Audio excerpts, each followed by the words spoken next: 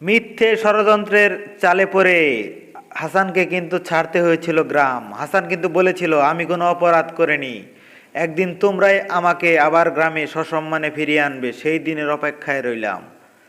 ঠিক কিন্তু হাসানের কথাই এবার সত্যি হলো। গ্রামের সবাই কিন্তু তাকে গ্রামে ফিরিয়ে আনলো এবং ফুলের মালা দিয়ে বরণ করে নিল।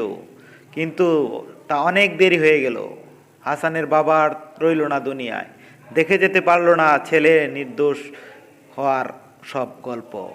হ্যালো বন্ধুরা, আসসালামু আলাইকুম। কেমন আছেন সবাই? আশা করি সবাই ভালো আছেন। তো বন্ধুরা, আপনার কিন্তু কামলা যখন ডাক্তারের নাটকের অনেকগুলো পর্ব ধৈর্য সহকারে দেখেছেন এবং আপনাদের কাছে পর্বগুলো কেমন লেগেছে কমেন্ট করে জানাবেন। তো সুপ্রিয় ভিউয়ার্স, আপনাদের ভালোবাসায় কিন্তু ঈগল টিম একটি একটি করে ভালো ভালো নাটক নিয়ে আসছে এবং সেই নাটকগুলো কিন্তু খুব অল্প সময়ের মধ্যে আবার শেষ হয়ে যাচ্ছে। তো সুপ্রিয় ভিউয়ার্স, আপনাদের কাছে ডাক্তার যখন হয়ে যায় সুজন, তখন আপনাদের কাছে কেমন লাগে?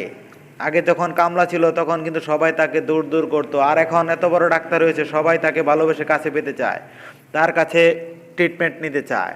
তো সুপ্রিয় ভিউয়ার্স, সুজন কিন্তু তার মনের আশা পূরণ করেছে, গ্রামের সবাইকে দেখিয়ে দিয়েছে ডাক্তার হয়ে।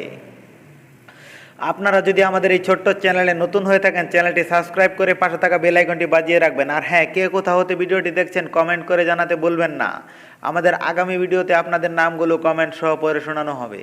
তো সুপ্রিয় ভিউয়ার্স, আমাদের গত ভিডিওতে কমেন্ট করেছেন মালয়েশিয়া থেকে আজমল, ঝিনাইদহ থেকে সোহাগ, রাজশাহী থেকে রাশেদ, ইমন রহমান, চট্টগ্রাম থেকে কবির খান, ঢাকা সাভার থেকে। আপনাদের সকলকে অসংখ্য ধন্যবাদ কমেন্ট করে পাশে থাকার জন্য।